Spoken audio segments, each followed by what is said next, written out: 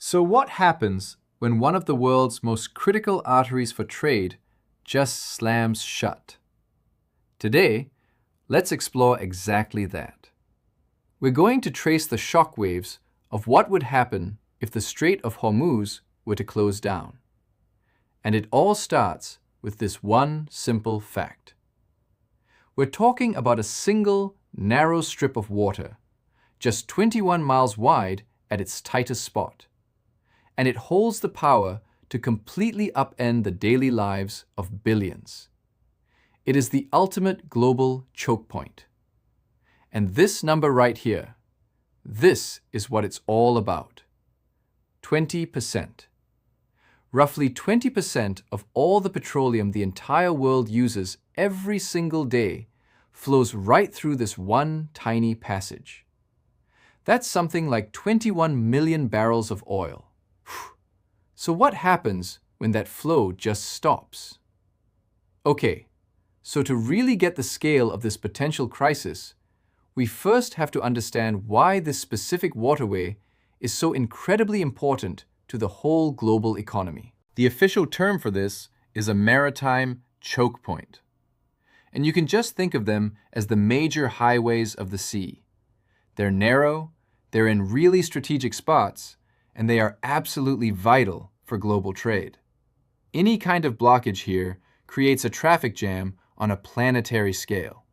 It's that serious. Now here's what's so interesting. When you look at how Hormuz stacks up, you might see the Strait of Malacca up there and think, oh well, that one's busier. And you'd be right. But here's the catch. A huge portion of the oil that goes through Malacca first has to pass through the Strait of Hormuz. So really, Hormuz is the true source of pressure in this whole system. And this chart just lays it all out. It shows you exactly who is most vulnerable.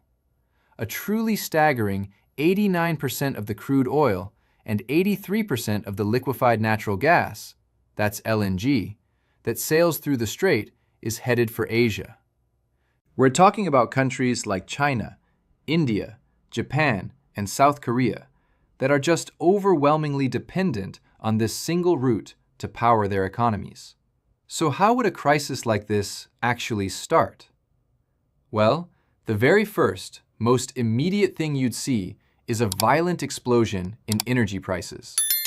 It would send shockwaves through every market on the planet. And here's a crucial point.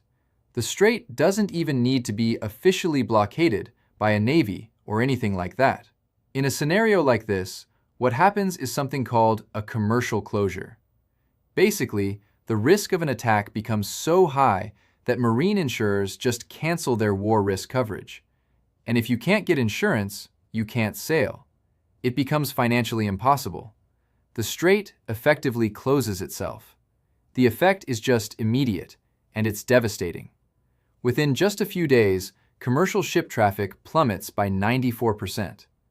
What was once this bustling superhighway of energy just becomes a maritime ghost town. With about a fifth of the world's oil supplies suddenly trapped, the price of Brent crude oil just skyrockets.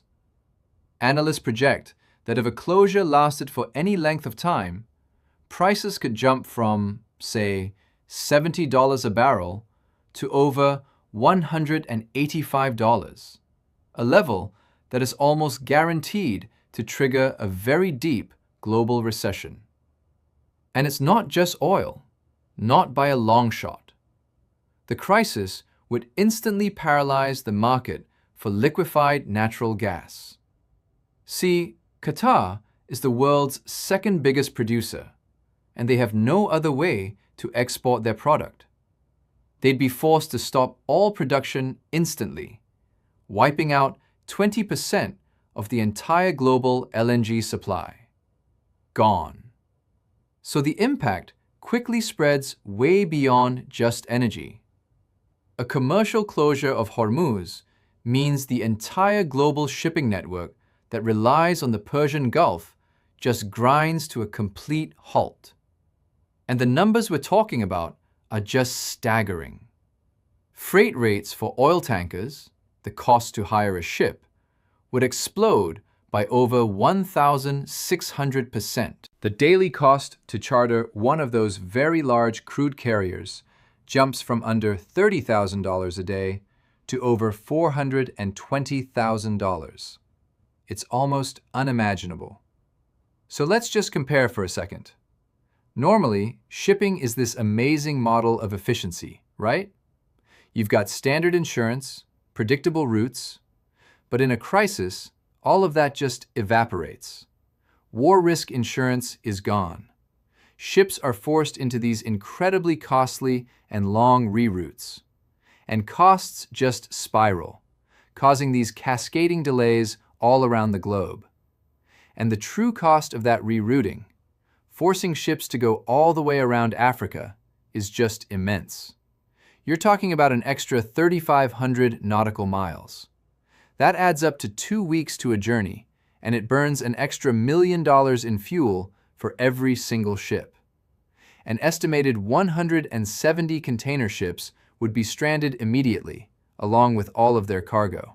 Okay, so this is the part where these huge, kind of abstract global shocks really start to hit home. This affects everything from your vacation plans to the food you put on your dinner table. The connection is so direct. Just as the CEO of United Airlines, Scott Kirby, said, "When oil prices go through the roof, so do plane tickets." There's just no way for the airline industry to absorb that kind of a hit. And here's why. The price of jet fuel pretty much doubles. Now, fuel is already up to 35% of an airline's operating costs, so it becomes an even bigger burden. The airlines have no choice. They have to pass those costs on to us, the passengers, with skyrocketing fares, especially on those long-haul flights that now also have to be rerouted to avoid the region's airspace. Now for a consequence that's a little more hidden, but just as critical. The Gulf region is a massive producer of urea, a fertilizer. With the strait closed, a huge chunk of the global trade, we're talking up to a third, just stops. This isn't just an energy crisis anymore. It's now a fertilizer shock that directly threatens food production and security all over the world. And from there, the disruption just cascades through countless other industries. Making steel gets way more expensive because of energy costs. Car companies can't get the parts they need because they're stuck at sea. And get this, even making semiconductors is at risk because a key material, helium, mostly comes from Qatar. So finally, we zoom out to the biggest danger of all. When you combine an energy shock, a shipping crisis, and a food crisis, you've got the perfect recipe for a potential global recession. This creates what is basically an impossible situation for central banks. The energy shock causes massive inflation, right? But at the same time, it acts like a giant tax on the whole economy, crushing demand. So if they raise interest rates to fight the inflation, they risk a deeper recession. But if they cut rates to help the economy, they just make inflation even worse. It's a classic lose-lose scenario. And the potential damage is just severe. Economic models project that a sustained closure of the Strait of Hormuz would cause the global economy to shrink by 2 to 4%.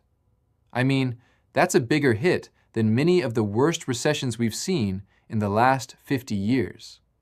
And all of this brings us to the final critical question. A crisis like this really exposes a deep vulnerability at the very heart of our modern world. It forces us all to ask, in building this incredibly efficient, interconnected global economy, have we also made it dangerously fragile and just far too reliant on a few critical links in the chain?